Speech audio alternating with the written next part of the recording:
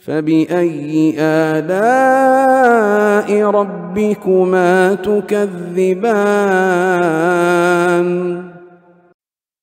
Pertanyaannya adalah, Bismillah, Ustadz, bagaimana jika kita ingin mencintai sesama ummahat karena Allah, tapi kadang kita temukan beberapa dari mereka yang sombong dan tidak ramah, sehingga kita jadi segan untuk mencintainya. Mohon nasihatnya Ustadz. Langsung. Ya, satu-satu. Baik, Ustadz. Nanti baik, pertanyaannya saya lupa. Baik, itu pertanyaan yang masuk kami. Fadhil Ustadz. Ya, barakallah. Baik, alhamdulillahirabbil alamin. Wassalatu wassalamu ala al-mab'uts rahmatan lil alamin. Nabiyina Muhammad wa ala alihi wa sahbihi wa man tabi'ahum bi ihsanin ila yaumiddin, amma ba'd. Ya, jadi pertama kita dalam bergaul itu jangan terlalu sering memberi penilaian kepada orang. Oh, ini begini, begitu dan begitu. Ya, sebab penilaian-penilaian ini kalau kita ucapkan, kalau dalam hati kita nggak apa-apa ya, tapi kalau kita ucapkan itu kadang tidak bagus. Sebab kadang tidak sesuai dengan hakikatnya kalau ternyata tidak seperti itu, dan juga tidak bagus untuk diri kita sebagai sebagai suatu pendidikan ya untuk diri. Ya, misalnya sombong, kata sombong.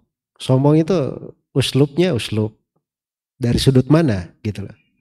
Dari sudut mana? Ya, kalau kita hidup di sebuah wilayah ini memang perangainya seperti itu. Misalnya ada sebagian kabilah itu dia tidak mau makan hidangan kecuali kalau dagingnya saja. Sebab memang adat mereka di wilayah itu, jamu tamu memang aib bagi mereka kalau nggak dikasih daging. Jelas ya? Ya, ketika dia katakan, wah saya nggak mau makan, wah ini sombong, ini nggak mau makan. Ya memang makan mungkin dipaksa makan juga, kalau selain daging nggak mau masuk begitu. Daripada nggak mau masuk, mungkin dia nggak makan ya. Itu mungkin jarang kita dengar ya kalau di Indonesia, tapi itu ada di sebagian wilayah saya tahu. Ya, di sebagian tanah Arab begitu ada. Jadi maksudnya hal-hal yang seperti itu tuh penilaian kadang betul, tapi kondisinya di mana? Ya. Dan kadang penilaian itu kadang bisa celah juga masuk syaitan di situ ya. Harusnya kita sudah dekat biasa, tapi karena wah ini kayaknya terlalu sombong kayak gini dan seterusnya, akhirnya syaitan ikut bermain di situ. Baik, itu sudut yang pertama.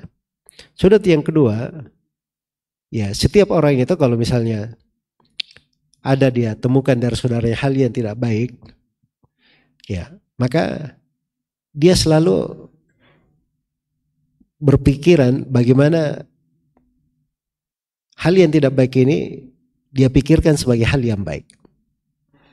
Itu tadi uslub berbaik sangka yang saya sebutkan tadi.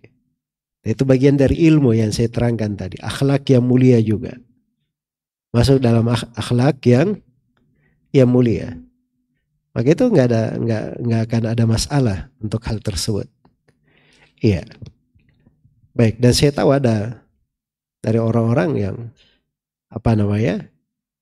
pernah diperlakukan tidak baik, tapi bersamaan dengan itu dia sudah lupa hal itu. Kayaknya nggak pernah hal itu terjadi. Ya, itu dari kebaikan akhlak ya. Sebab kalau setiap kali ada masalah, ada perkara kita lihat kurang bagus, kita tampung. Ini di hati ini berapa banyak kita siapkan porsi untuk menampung hal-hal yang seperti itu. Kasihan.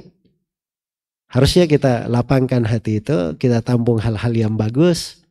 Ya, berbaik sangka dan mendoakan kebaikan, ya, dan seterusnya. Ya, kemudian memang perlu ya antara seorang muslim dengan muslim yang lainnya, muslimah dengan muslimah yang lainnya, itu juga memperhatikan orang lain. Jangan kita itu selalu mengukur manusia dengan ukuran diri kita. Iya. Selalu mengukur manusia dengan ukuran diri kita. Baik, saya ada teman ya. Waktu itu di masa-masa belajar menuntut ilmu. Tinggal bersama gitu. Jadi waktu itu saya mengadu beberapa hal tentang dia. Kebetulan kami berdua ini ditampung oleh teman saya, dia imam masjid, kita tinggal di masjid dia. Kata imam masjid ini, saya indah kalimat teman saya. Kata memang begitu kadang sebagian orang, dia menganggap bahwa semua orang suka dia. Nah, bahwa semua orang suka dia. Nah, ini bahasa itu bagus sebenarnya. Sebab kalau cara berpikir kita, wah ini kayaknya semua orang suka saya. Akhirnya dia berbuat apa saja, tidak pernah dia pikir gitu. Tapi kalau dia anggap dirinya, wah ini kalau saya begini jangan sampai menyinggung perasaan orang, jangan sampai terjadi begini ke orang, itu akan bagus, semakin hati-hati dia untuk memilah-milah masalah. Semoga Allah Subhanahu wa taala mencatat kebaikan untuk semuanya, apalagi kita di majelis ilmu. Kalau majelis ilmu itu ada hal-hal yang kurang bagus seperti itu dianggap suatu tanda kebaikan saya. Barangkali kita perlu lebih banyak belajar, barangkali kita lebih banyak introspeksi diri kita sendiri. Wallahu taala alam.